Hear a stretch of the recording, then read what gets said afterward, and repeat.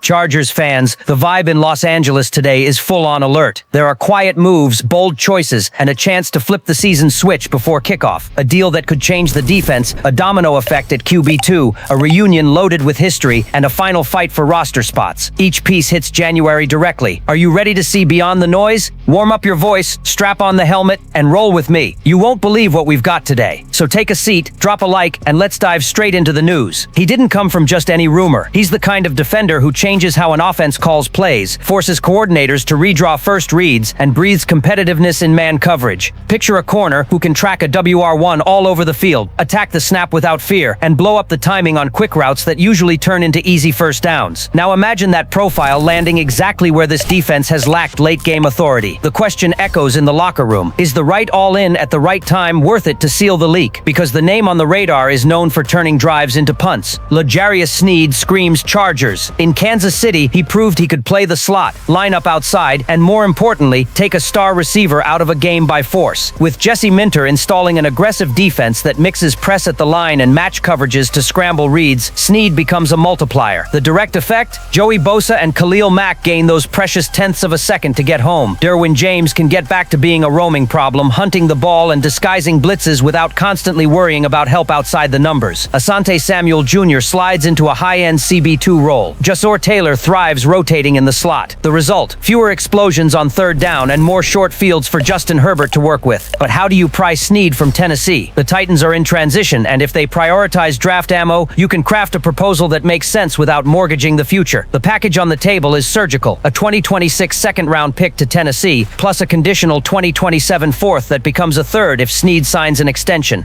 For the Chargers, the 2026 first stays intact. For the Titans, it's capital to speed up the build around Will Levis or whoever becomes their long-term signal caller. There's built-in protection. If there's no long-term commitment, the price doesn't sting. It's the definition of a calculated risk for a team that needs to turn potential into wins by September. Tactically, it's the difference between reacting and dictating. Unrooted twag how himpiel the paudalabay, 1-3 Cambro per second kieraikawa tatting gowing, Thorgain last season lacked that piece that shuts the window on 3rd and 8, the one that stops the out route in the 2-minute drill. Sneed brings exactly that. Active hands at the jam, recovery speed to avoid giving up the deep ball, and angle discipline to arrive on time at the catch point. Against Mahomes and late option concepts, every extra beat you buy in coverage is gold. And when January hits, turnovers show up more for teams that force tight throws, not for those hoping for a miracle playing off. Of course there's risk. The contract won't be cheap, and Sneed arrives to be paid like a CB1. But this is where the message matters. With Justin Herbert in his prime, a hungry roster, and a coach who demands physicality and focus, it's time to bet big where the pain was cruelest. The window doesn't wait. A move of this caliber changes the locker room, changes the league's respect, and changes how opponents build their game plans against you. And that wasn't even the most surprising part of the day. When you look at the Chargers' backup quarterback spot in 2025, it feels completely different from a year ago. In 2024, desperation knocked, and the team spent draft capital to grab Taylor Heinicke at the last second, days before Week 1. Today, the tide has turned. Trey Lance hasn't just looked steady in the system. He's grown game by game, with cleaner mechanics, pocket confidence, and the ability to extend plays. The locker room sees it. QB2 has an owner, and that opens up possibilities far beyond depth chart comfort. Because while fans get amped about Lance, Heinicke's name starts buzzing as a trade chip.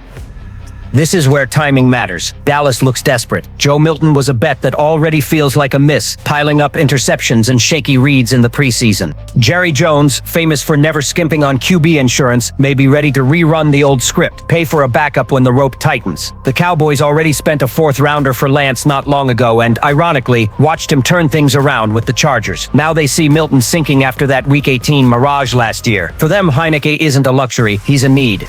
For the Chargers, it's a rare chance to turn surplus into capital. Maybe it's not a 4th or 5th rounder like some dream, but even a 7th would recoup the pick they moved for Elijah Molden in 2024, basically zeroing out the ledger. Front office math is simple. You never have too many draft picks, especially to fortify thinner spots like the offensive line and linebacker. Heinicke is steady and dependable, offering immediate stability for Dallas, while in Los Angeles his presence would be redundant. That's pure efficiency, maximizing the asset at the right moment. And how does Bolt Nation react? Some fans see Heineke as a safety net, something that calms nerves in case of injury. But the sharper view sees the safety net already in place with Lance. The strategic play is turning a surplus into resources without sacrificing competitiveness. It's the classic dilemma: keep a veteran for comfort or cash in while the market's hungry. The answer might shape crucial tweaks for the final roster. Because if the phone rings in El Segundo and the caller ID says Dallas, the front office can't hesitate. And while we're debating Heineke's destination, something even more emblematic is coming into view. There are preseason games that feel like just another date on the calendar, but this one carries different weight. Santa Clara, Saturday night, Chargers versus Anders. For Trey Lance, this isn't just a warm-up. It's a return to the stage where his name was called 3rd overall in the 2021 draft, the place that once expected him to be the future. Then reality turned cruel: a major injury, Brock Purdy's meteoric rise, and the sense that his time in San Francisco ended before it even had a chance to bloom. Now Lance comes back, not as a promise but as a survivor, and more importantly, as the lead in a second act. The way he's handled this reunion impresses. No bitterness, no jabs, gratitude, class, and focus. It's just another game, he said, while acknowledging how good it will be to see former teammates and coaches. But every fan knows, for Lance, there's no such thing as neutral when you face the team that moved on. Every throw, every read, every snap against the Niners is a silent message: I can still be that guy. That's the kind of narrative that fires up a locker room and a fan base.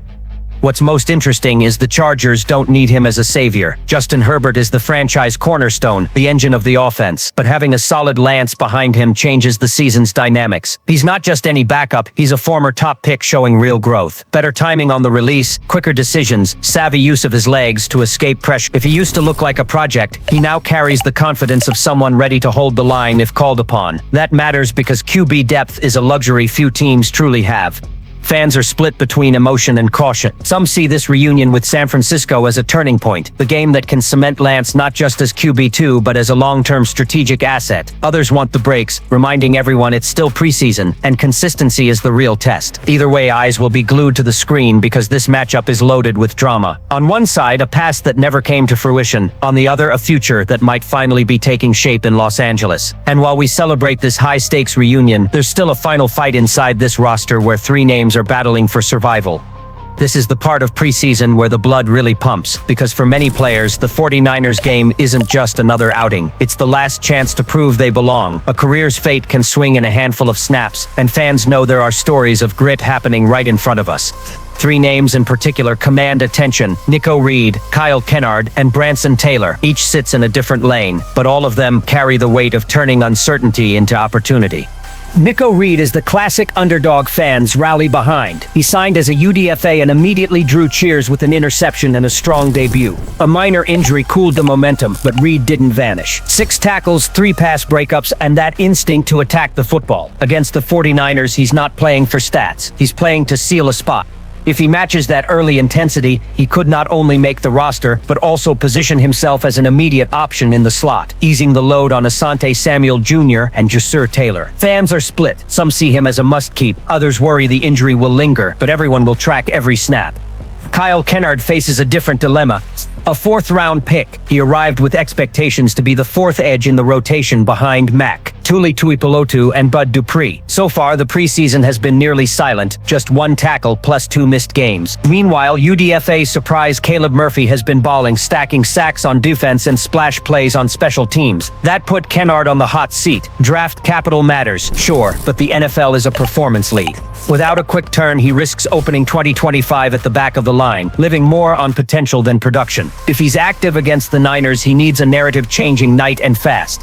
Branson Taylor is a story of forced adaptability. Drafted to work at guard, injuries up front pushed him back to tackle. The transition hasn't been smooth. Practice notes have flagged technique issues, angle problems, and instability against speed rushers. Even so, the staff insists he needs this test now because the regular season doesn't forgive improvisation. The last impression is crucial. If he shows progress against San Francisco, he could stick because versatility matters. If he stumbles, he might end up relying on the margins of the depth chart. Those three embody the drama of August in the NFL. Young players caught between the dream and the cut, carrying the pressure to prove themselves on a single Saturday night. For fans, it's the chance to watch not only the stars, but also the stories that give the sport its soul. And when the smoke clears in Santa Clara, the front office will have brutal calls to make. Each decision could shape not just the bottom of the roster, but who surprises when the regular season kicks off. With all these battles on the table, one question remains: who will turn this last chance into a ticket to stay? We've reached the end of today's ride, and look at everything that just hit both hearts. The possibility of an all-in for L'Jarius Sneed, a move that could turn the defense into a wall. The smart play of flipping Taylor Heineke for draft capital at the perfect moment. The redemption arc of Trey Lance against the team that moved on. And the emotional fight of Reed, Kennard, and Taylor for a spot. Each story shows the Chargers aren't just preparing, they're reinventing themselves. Now I want to hear from you. Which move truly changes the season? Don't forget to like, subscribe, and drop your take in the comments. The conversation starts here, and together we're pushing the Chargers into January.